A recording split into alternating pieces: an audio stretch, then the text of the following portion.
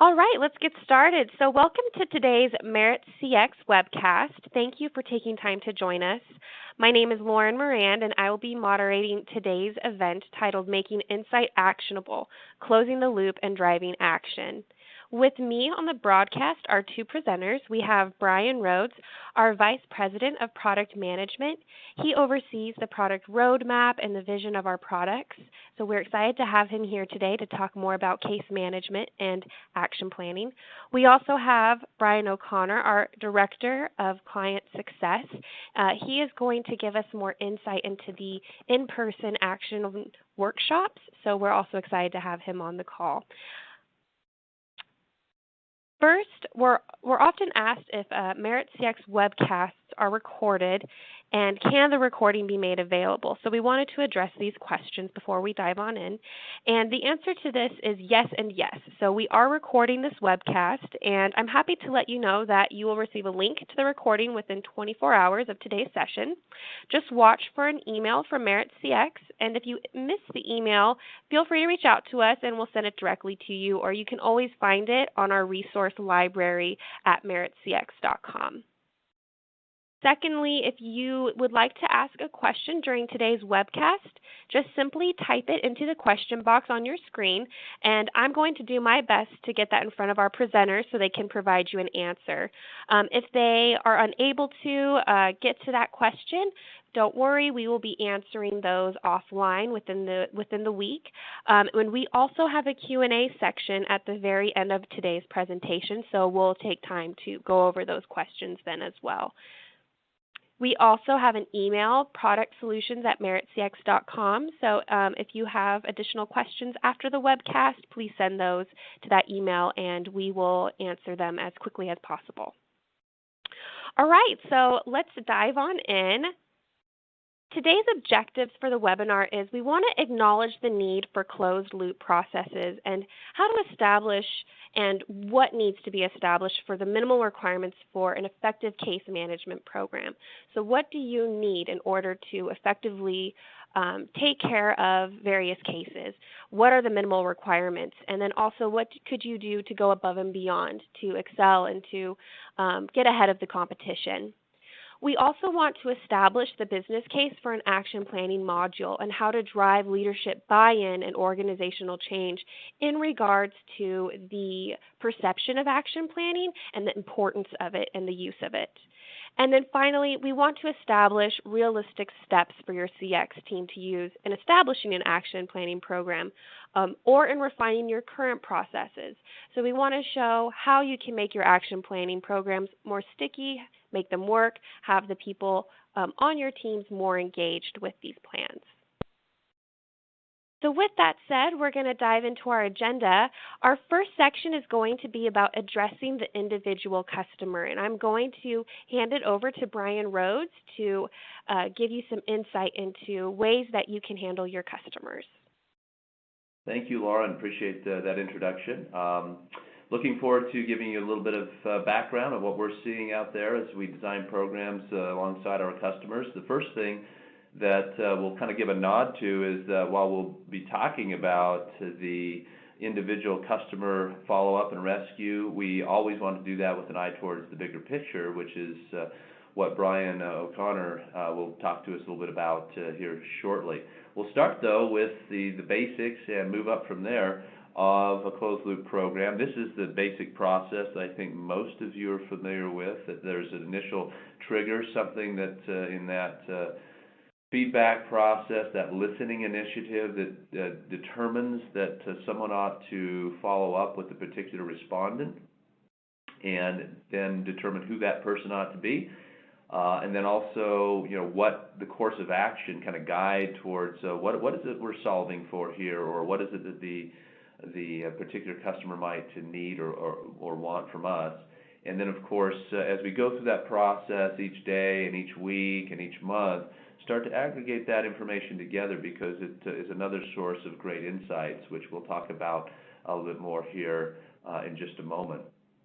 So those are the basics. Most of you probably aware of that, obviously, but just wanted to set or level set, rather. The payoff, if you haven't already begun a closed loop program of some kind, then it's certainly something that ought to be on the to-do list. There's just too many benefits from doing so, including these here. Obviously, engaging the rest of your organization is the biggest one, and getting them involved in the CX mindset.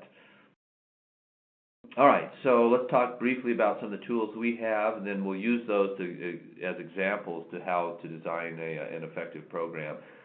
We provide a bunch of different advantages in the product that we offer.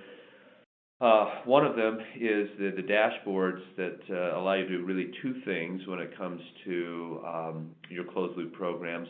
One is the throughput type stuff, your SLAs and the goals that you have for following up with customers, making sure that that is happening. So that's one of the objectives. And the other is that aggregation we talked about, which is what am I learning?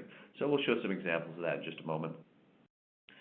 We also have a very configurable caseworkers inbox. Some of our clients centralize their follow-up teams, so they'll use a call center, for example. Others will push the cases out to the front line and frontline managers. There's not necessarily a right or wrong answer there, but we'll talk about the differences in design for both types a little bit.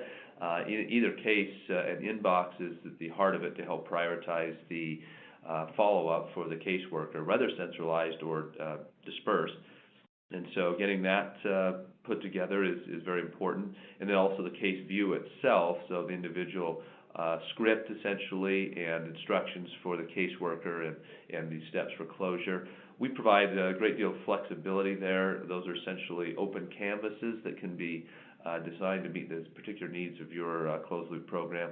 We also provide a mobile experience as well. For a lot of our clients, getting people bought in to the closed loop program is removing friction is a key component of that. And so if they live untethered or in a mobile context, then providing that option for them oftentimes is very helpful in removing that friction.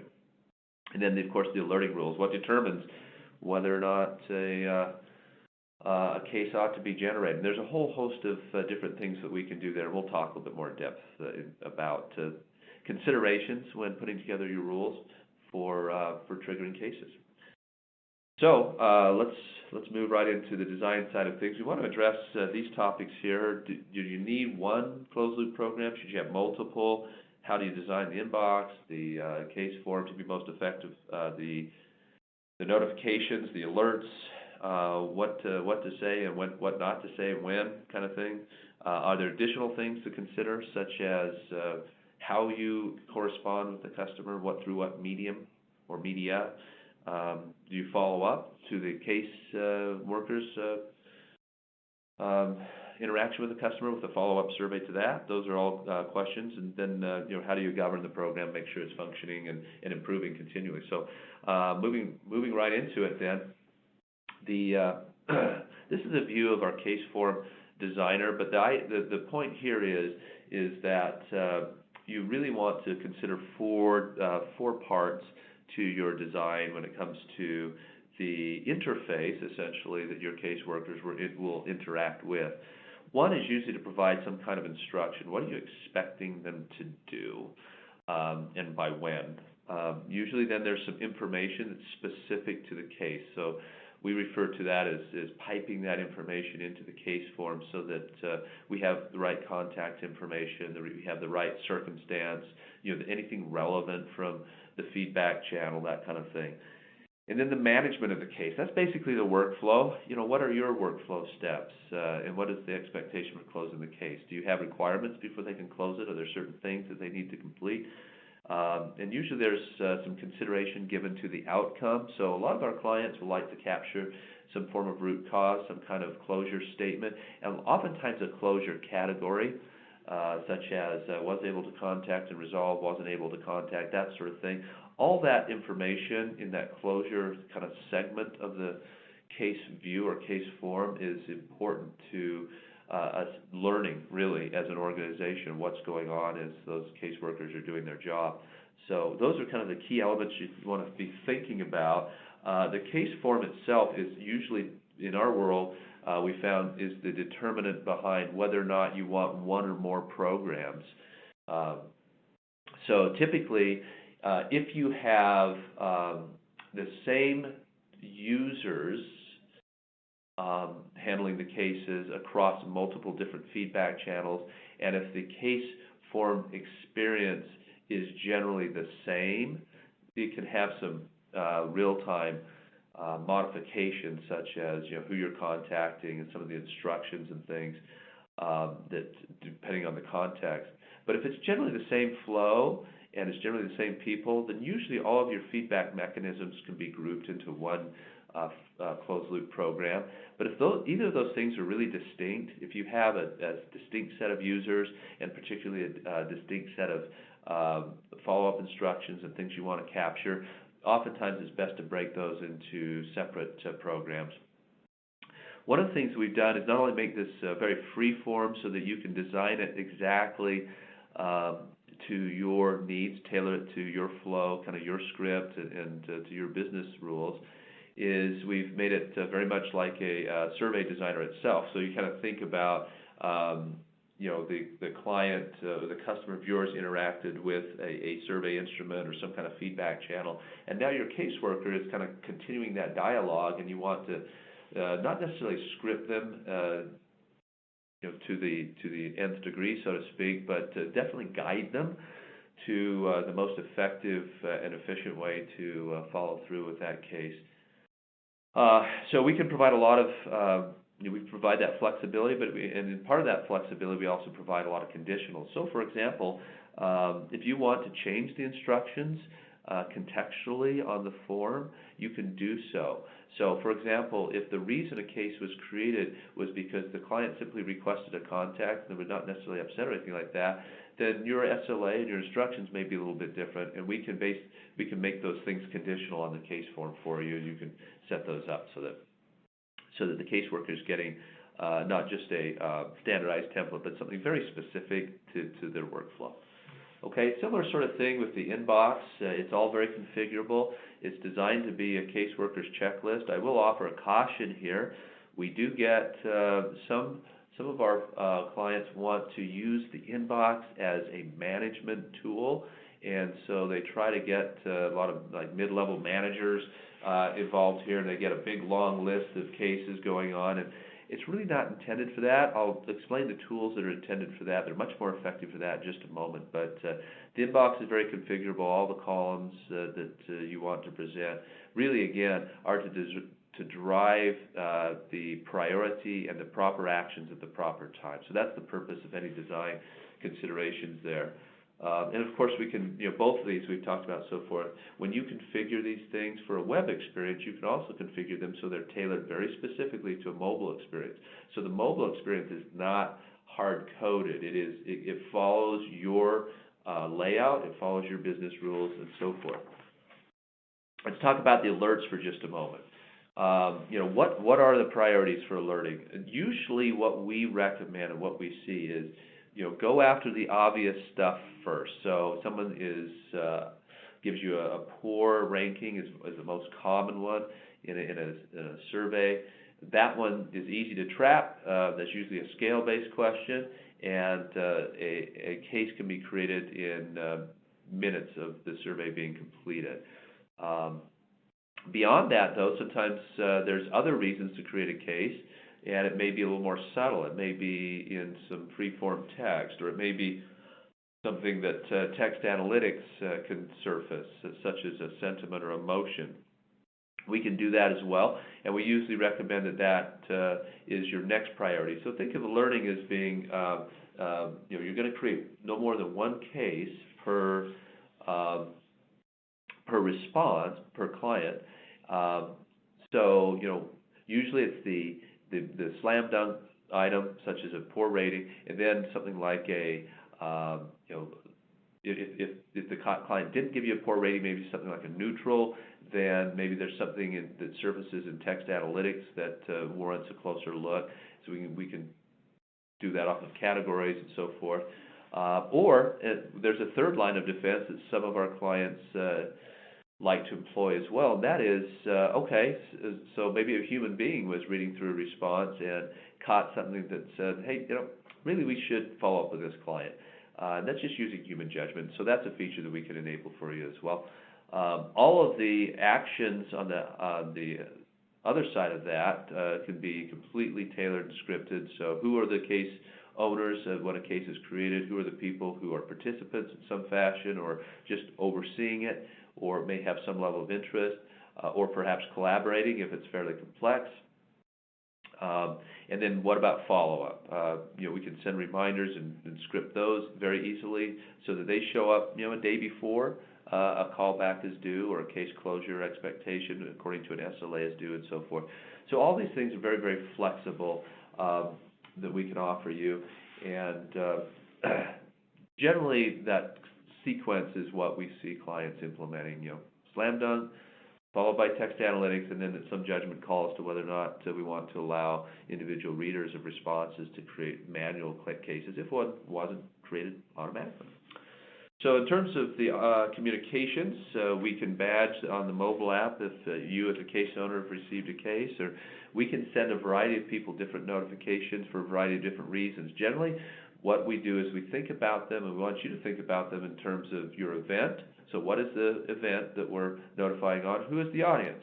And they can be quite different. So an owner would receive an email, perhaps notification that says, hey, this and this has been created. You have been asked to be the owner. This is the expectation of the owner, and here are your next steps. Whereas someone who is, say, a manager might receive, we call those a watcher in the system, might receive a notification that says, hey, your employee or a member of your team has been assigned this case, just wanted you to know this is what we're asking them to do, and we'd love it if you'd follow up. So again, that's the event. In this case, the event was the same, the case was created, but the audience is different, so we can give them a tailored message. And that flows all the way through the life cycle of the case, all the way to closure. So you consider the frequency of reminders, who gets those reminders, do you want to escalate those at some point in time? Do you want to send those up to a manager and say, we would like you to actually follow up because there's been no movement on behalf of the original owner? So all those things are different types of events and different types of audiences, all of which can be done dynamically and with very specific messages. Now, one quick comment about the balance between what you put in the email messages, the notifications, and the case form itself. That's often a question we get. And the answer usually involves the expectations around security, information security, and also the format that you've structured for your organization. So if you're doing centralized type, you've got a customer care center doing all of the initial follow-up, those people are going to be living in the inbox usually, and so notifications actually tend to be kind of overbearing for them, and so we reduce the amount of notifications for them, and they just kind of pick the next up in the inbox. However, for those who are using frontline employees or field managers or frontline managers, where they're getting maybe a notification here or there, the notification becomes really important. And so the general rule there is, as much as you can put into that notification to get them rolling in solving the case as quickly as, or addressing, I should say, the case as quickly as possible, is the rule of thumb. And so it's quite possible that you could mimic just about everything that you would otherwise put in the case form to give them everything they need, the contact information, the situation, all that sort of thing, right in an email, so they can just roll from the email. The only thing they have to do is go, when you're ready to close this case, click this link and go close it out in the case form. That's kind of one extreme example. It's often tempered by expectations in certain industries by privacy of data. So email is not considered a secure mechanism. So where that is a very important consideration, kind of the other extreme is to say all the information you need is available by clicking this link. And so maybe the only thing in the email is just a little bit about what the expectation is, the SLA, and so forth. So anyway, those are the common considerations when it comes to design of the program itself for the caseworkers. So just a couple other considerations. The communication channel. Most clients are, following up by phone, but many by email. If you are in a situation where you want to preserve those communications or you want to have more secure communications, that is one optional feature we can turn on where you could have those communications right from the tool itself, and those get preserved with the case history, the case record. It basically uses a secure messaging center approach, kind of like if you're familiar with online banking. A lot of times they'll say, hey, we've got new information for you, come back to your website and log in, kind of a thing. So we provide that sort of thing. That's one additional consideration that ought to be made is what are those communication channels and what is the expectation for follow-up? Do you need security around that? Do you need to capture that information? And then, a follow-up questionnaire. A lot of times, so once you close the case, do you want to trigger a quick 1 or 2 question follow-up? How do we do? Or would you change your original response in some way now that we've had a chance to speak? So, additional things that we can help you with that are definitely worth considering. As we turn our attention then to kind of governing the whole process, we provide integrated reporting that gives the statistics on how the cases are flowing through, who's behind and who's on top of it, so that you can drill into those cases as a manager, or you can push these responsibilities kind of out to the edges to frontline managers, train them, provide these dashboards to them, and they can follow up in addition to those automated emails and notifications that go out to help people follow up. But sometimes someone goes on vacation, so a manager could quickly take action, and providing them a dashboard of how things are flowing through can help them do that. Something probably of equal interest, if not more interest to you as a practitioner is, what are we learning? So maybe we've been doing closed loop now for 3 months. Is there anything that's starting to surface that ought to be considered for maybe more systemic type of response, which is we'll talk about in just a moment when we get into the action planning side of things. But that's another benefit of integrated reporting is to not only get the initial,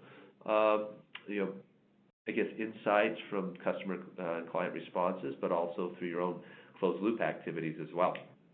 And this other concept I indicated that you can and probably should, if you're in a position to do so, move some of the throughput type questions to the front line or to the frontline management so that they can follow up with their own employees. We can do that on their dashboards as well.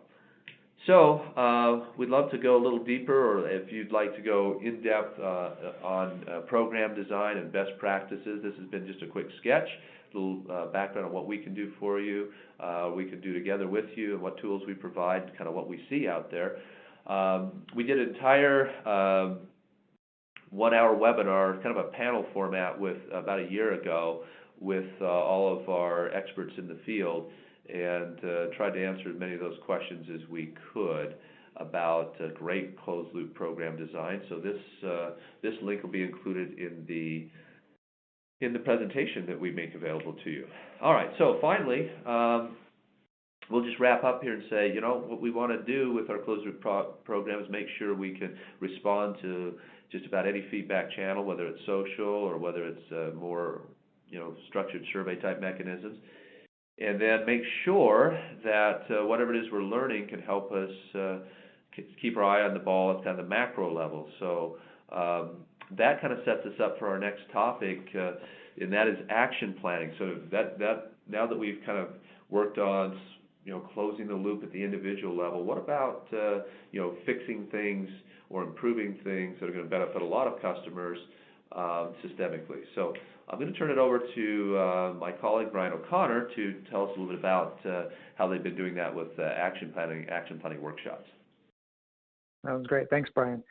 As Brian mentioned, it's important to focus on the front line through case management and closing the loop. But, we also want to focus on kind of the more macro level. Things are going to impact the organization at a larger level.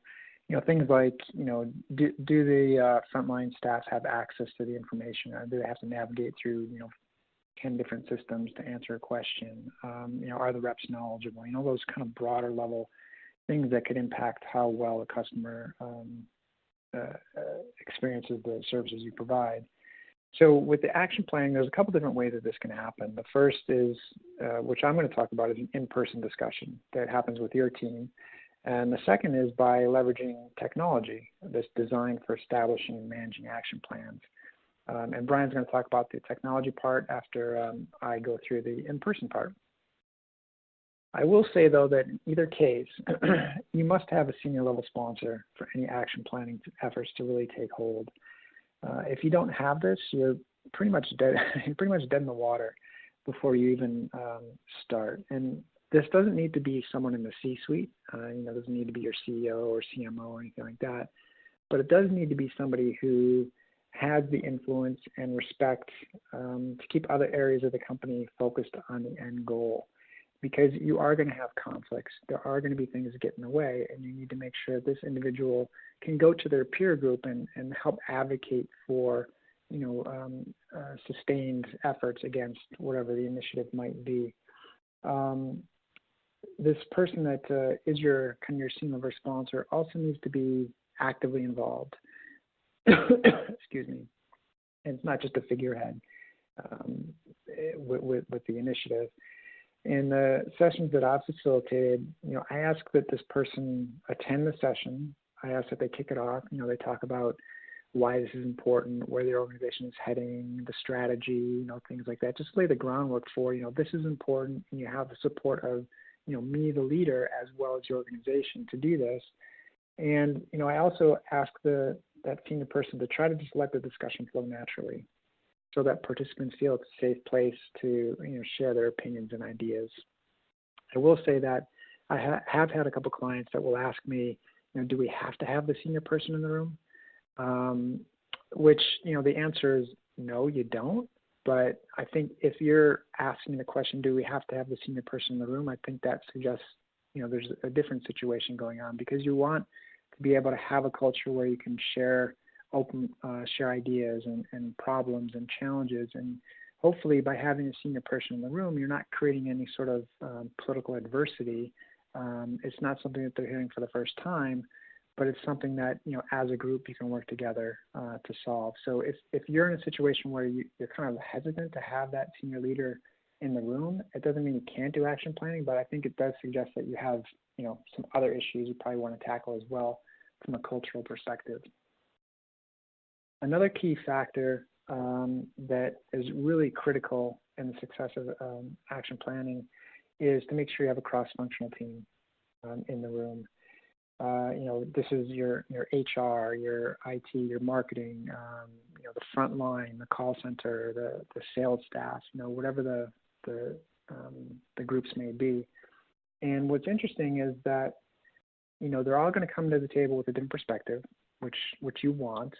But I will say in probably 99% of these sessions that I've been in, there's a side conversation or a very open conversation that happens amongst the participants that, they'll say, well, I didn't know you were focusing on X, or, we put an initiative in place to address that last year, and it sounds like you're trying to do the same thing. So let's connect offline, and we'll have that conversation kind of sync things up, because I'm sure many of you are in the organizations where you're doing your role, you're in your functional responsibility, but you don't have line of sight to what others are doing. So by getting that cross-functional team in the room, just as a kind of a tertiary benefit, you're kind of getting that cross-education happening by getting them all together.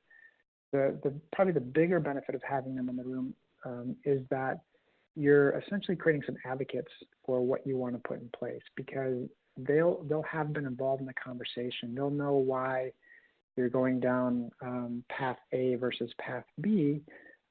And when they have their weekly or monthly meetings with their teams, they can share, with their teams that this is what we're planning to do. We're planning to tackle this, and this is why. And we talked about going down this path, but we didn't. And essentially, it helps kind of create that culture that everybody's involved versus that corporate mandate, which has that perception of corporate doesn't know really what's going on. They're just pushing it down our throats. You're creating the advocates, and you're starting to develop the foundation for that customer-focused culture. So let's say you've got your senior level support and you have a cross-functional team. The high-level outline for the session is illustrated here. And it's one that I've used multiple times with different industries, so it's not industry specific, it's just a process that we go through. So what I'd like to do is just spend a few minutes to walk you through these in a little more detail. So one of the first questions is, what do we focus on? You could go back to your case management, and maybe there's some patterns there, and you're seeing that, there's like rep knowledge, for instance, is something that keeps popping up as something our reps need to be focusing on from a case management perspective. Maybe you look at those themes and you say, you know what, we need to blow this up to a more macro level and dig into it. You can go that path. The other path is to take a look at some of the data that you already have. In the example here that I've got up on the screen, let's assume we want to focus on the call center experience. And when we do key driver analysis on the left, we see, okay, well, knowledge is the most important area. The knowledge of our reps is the most important area that's impacting how satisfied our customers are with their experience. And when we take that driver analysis and we overlay it with your performance on the right, we can see that knowledge is in the top left corner, which means that it's very important, but you're not performing very well on it. So in this case, as a group, we're going to say, let's make sure we focus on rep knowledge. And this is what we're going to tackle. This is what we're going to talk about. Now, I will say, generally, before you get into any sessions, you're going to want to have this defined in advance so that people can think about them, because you don't want to get into the room and then have 10 different topics, and then you're trying to narrow down what we're going to focus on. So you want to come into the room knowing what it is you're going to be focusing on. Once everybody's in the room, one of the challenges is going to be, what does it really mean? What does a knowledgeable rep mean? You've got your internal perspective, and you're going to have the customer's point of view. And this is where you can leverage some of the data that you have in place, look through some of the verbatim comments. Again, you can look through the case management aspects, some of your internal metrics. And this is also where it's really important having that cross-functional team, because the view is going to be different. The view from like a call center manager is going to be different than what somebody from marketing might say. So getting alignment on what how this area is defined is going to help make sure that you're all working toward that same end goal. Otherwise, it's kind of the shotgun approach really doesn't work. The way that we've approached this in the past, and assuming we've got consensus on what rep knowledge means, is we use the framework that I've got up on the screen right now. And where you want to start is on the bottom row of boxes, and you're going to want to step through them sequentially one at a time. So we'll start, what are the barriers to us, to our reps being perceived as being knowledgeable? One barrier could be that, they have to access multiple systems. Another could be they're asked to handle a wide variety of potential calls, so they can't really focus in and specialize in certain things. So they're an inch deep but a mile long kind of a thing. Maybe they just don't have the training. They're not trained properly. So you go through and you start to list out all these barriers. Once you have those defined, you're going to want to go through and talk about the actions. How do we address each one of those individual things? If it's about the reps have to access multiple systems to solve a problem, what can we do to reduce that? And your actions, you may end up with, 5 actions for each barrier. You may end up with less, you may end up with more, but you really want to, as much as you can, flesh out all the possible action steps. With that in place, then at least at this initial level, you want to start looking at who could be responsible for helping us see this through. Because once you start putting people's names or functional areas next to something, it starts that process of accountability. And that's really what you want, is when you leave the room, and I'll talk about this in a minute, is to make sure that people feel accountable for these action steps that the group is going to want to put in place. And then the next aspect you want to look at is how are we going to quantify that success? So with this example, rep knowledge, the obvious one might be, we see improvements in how our customers rate our reps' knowledge, right? The scores go up. Okay, that's easy. But what about other things like cross-sell? Do we see cross-sell improve because our reps are perceived as more knowledgeable, and as such, they're able to maybe offer up some ideas for new products or services. Another option could be, what about call time? Are we seeing that call time is reduced? Because maybe they're not navigating as many systems, so they're able to solve the problem more quickly. So our call time is reduced, and thus, down the road, we're saving money in that regard. Now, in all honesty, you're going to come out of this session with, let's say, 10 barriers, and you're probably going to have 30 action steps. You can't address all of them, and this is where that top right area of this page comes into play. I found this to be pretty successful in helping to narrow down on the area of focus, and it's really quite simple. You could do 1 to 10. You could do high, medium, low. Whatever the criteria is you want to use, but essentially, it's ease of implementing, expected ROI, cost, and time to implement. And if you can go through and kind of quantify each of the action steps you want to take, that's further going to help you whittle down where you're really going to focus. Which takes me back to some work that we did a long time ago on ATMs for a retail bank. And some of the data came back and said that, what would make customers most satisfied is if they had an ATM in every corner, which is great. Okay, that's going to make them more satisfied. But when you put it up against the 4 kind of criteria in the upper right, it's ease of implementing is low. ROI, maybe it's medium. Maybe they're more loyal. Maybe they recommend you. I don't know. Cost is huge. Time to implement is huge. So it's great that could be an action we take. But when we actually think about the implementation and everything that goes along with it, it really falls to the wayside. At the end of the day, when you have this page kind of fleshed out, it's going to be your preliminary roadmap for what it is for the actions you're going to put in place. And the reason I say preliminary is because this responsibility part, you're going to leave the room, and initially you're going to have John or Sue assigned to something. You're going to go to them or to the manager, and they're going to say, well, it's not really John, it's Sally. So there's going to be a little road work there to figure that out. And then also, as you're looking at some of the action steps that the kind of the group has agreed upon, this is where you start to put together the more detailed cost, the more detailed time to implement, and that's going to help you even further whittle down what action steps you're going to be taking. I mentioned before about holding people accountable. What happens in these sessions, and for some of you who've been in kind of these in-person discussions before, everybody leaves the room generally pretty fired up. Like they're excited. Okay, we're gonna solve rep knowledge. We're gonna make our reps the most knowledgeable reps in the world, and we're gonna solve the world's problems, etc. But what happens is they go back to the desk and they've got 100 emails in their inbox, and they've got a report that's due tomorrow and a presentation the following week, and priorities get in the way of maintaining the momentum that was generally pretty high right until they cross that threshold leaving the room. So this is where your senior level sponsor can really help maintain the momentum.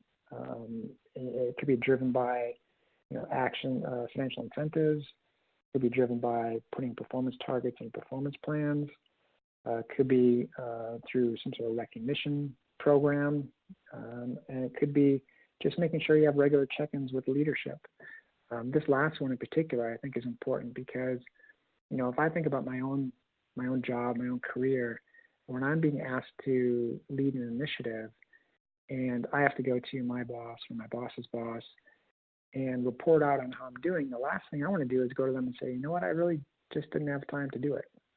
So the extent to which you're having these regular check-ins not only holds the individuals accountable, but it keeps the leadership aware of what's going on and the challenges that you may be facing, so that, again, if this person has the respect and influence in your organization, they can help you navigate those human and capital resources so that you can maintain focus on these initiatives that, a month ago or 2 months ago, the organization decided, like, this is really important for us to focus on.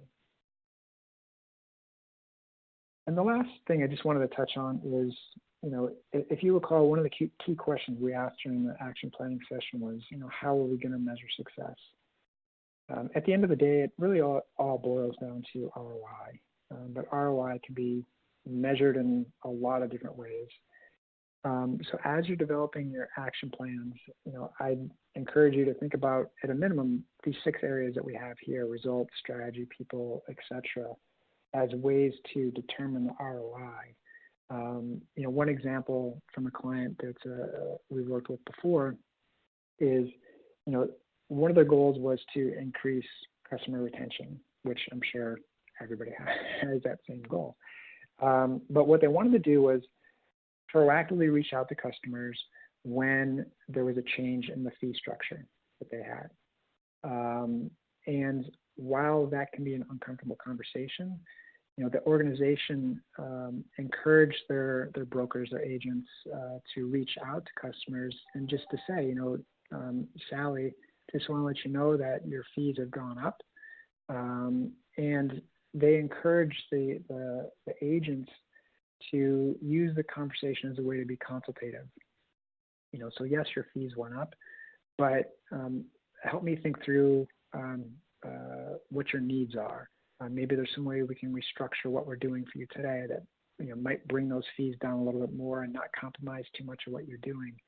And what this organization saw was, in doing this, the customers that had this proactive outreach ended up being much more satisfied than those that did not have that proactive outreach, and they also were more likely to stay with the company than those that did not have the proactive outreach. So at the end of the day, this initiative, did have the positive impact that the organization was looking for, and they rolled it out more broadly across the organization.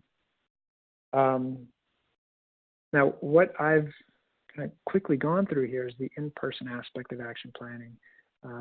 There's also a technology side to it as well, which is what Bryan's going to talk about. So I'm going to turn over to Bryan, and he can take us through the technology side. Bryan? All righty, thank you. There's a reason why we had Brian O'Connor talk about organizational readiness and putting those things into place first.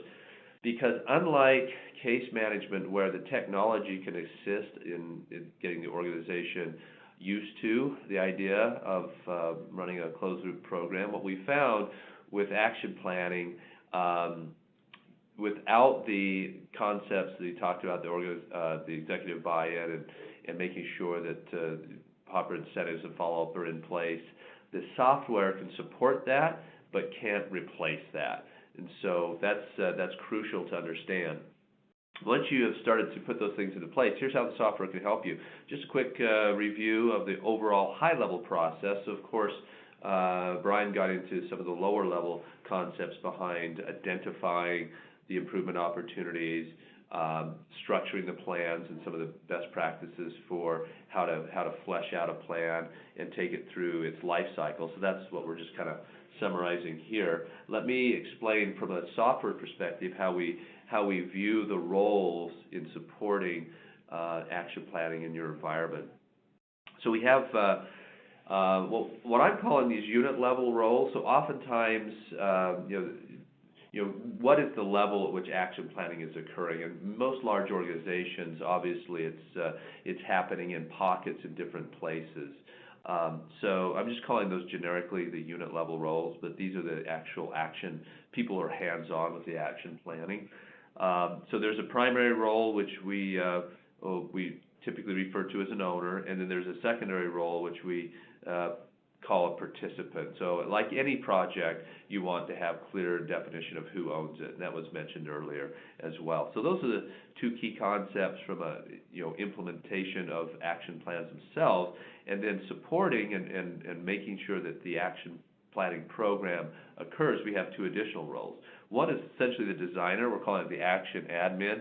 This is the person who determines or persons that help define how the program is going to work, tweaks the program if necessary, sets up the software, or gets help to set up the software to support the program.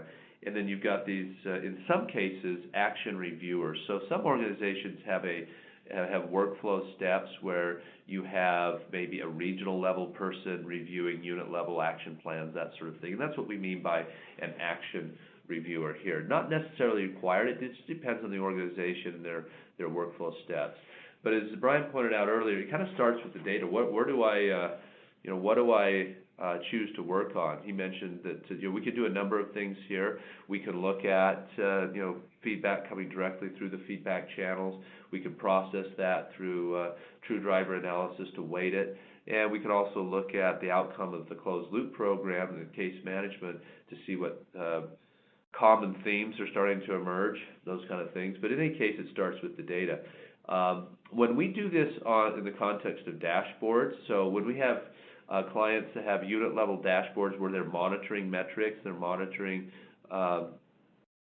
any of the items that I mentioned on the dashboards themselves, then the software can add an action or create a plan link to the line items. So here's an example, like how knowledgeable is the staff, how was the post-sales follow-up, that sort of thing. It just depends on your industry and so forth. And again, all these things can be weighted through driver analysis, but the idea here is that you can create an action plan, make it easy for them to, the people involved in producing and following through on the action plans, to produce an action plan that's tied directly to the metric or the input that they're trying to improve. The action plan form follows very closely some of the best practices that Bryan talked about in terms of being able to identify possible solutions after you've identified root causes, the efficacy of those solutions, the relative costs, and who would be responsible and all those things. The action planning form is very flexible. We provide a couple out of the box. We have a simple and an extended version that kind of capture our experience and best practices of helping clients do action planning for well over a decade.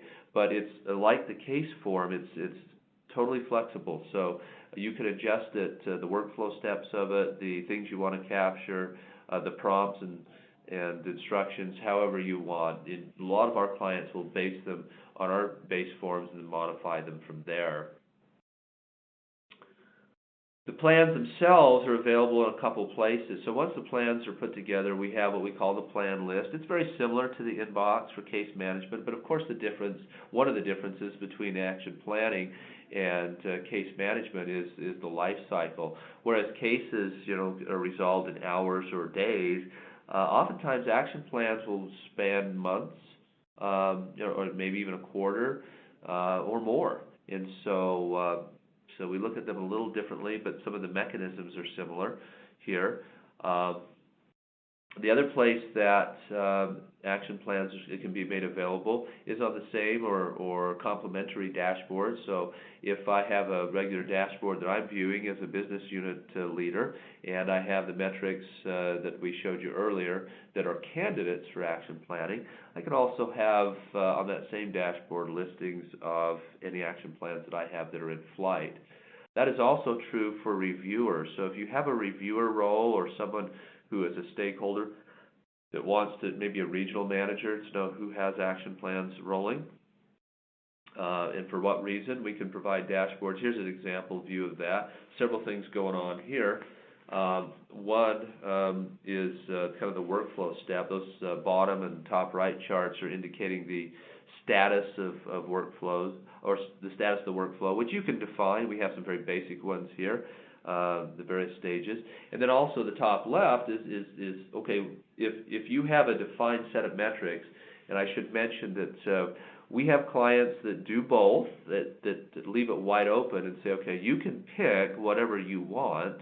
You just need to justify what it is that you're choosing to work on. Or they give them a menu, essentially, for the metrics that they're always managing, or always following, I should say. And maybe there's 10 of those type metrics. And so you're always tying your action plans to those. We can do either one. But this particular example is showing the latter, where if you had 10 distinct metrics that you're constantly gauging, or rather measuring yourself by, and those are the inputs to your action plans, or in other words, your action plans are tied to those. We can list list those across an entire organization, how many action plans are pertaining to improving the staff's knowledgeability and that kind of thing. So Bryan talked a lot about accountability and follow-up. We can provide reporting and dashboards to help with that process. We can provide notifications similar to case management that do this. They're a little different though. They're usually less frequent, and they may be based on a little bit different events. But nonetheless, if you've designed your plan form, and we recommend doing that with key milestone dates and target end dates and things of that nature, then having automated follow-ups is usually a good idea, as well as the dashboards we presented in reporting that allow accountability to take hold there.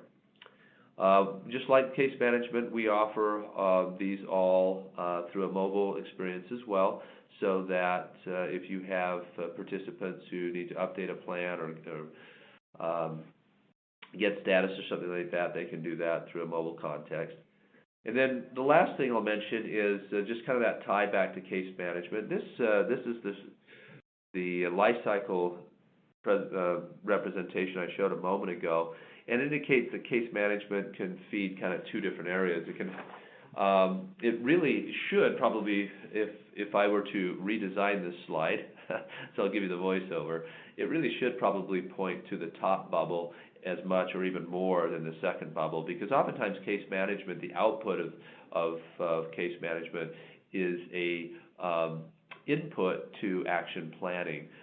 In other words, in choosing what to work on. But it could also be used along with customer verbatims and other inputs to do some root cause analysis as to why there's clients are concerned about and are maybe complaining about a particular aspect or less than satisfied.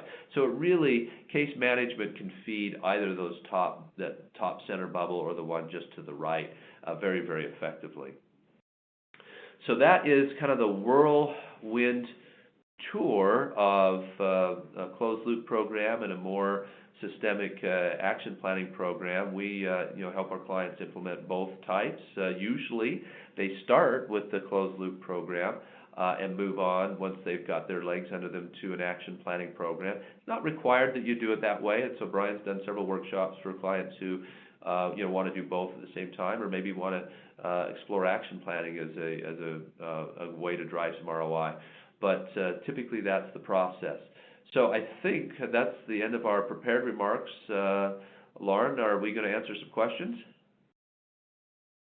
Yes, we are. Thank you, Bryan.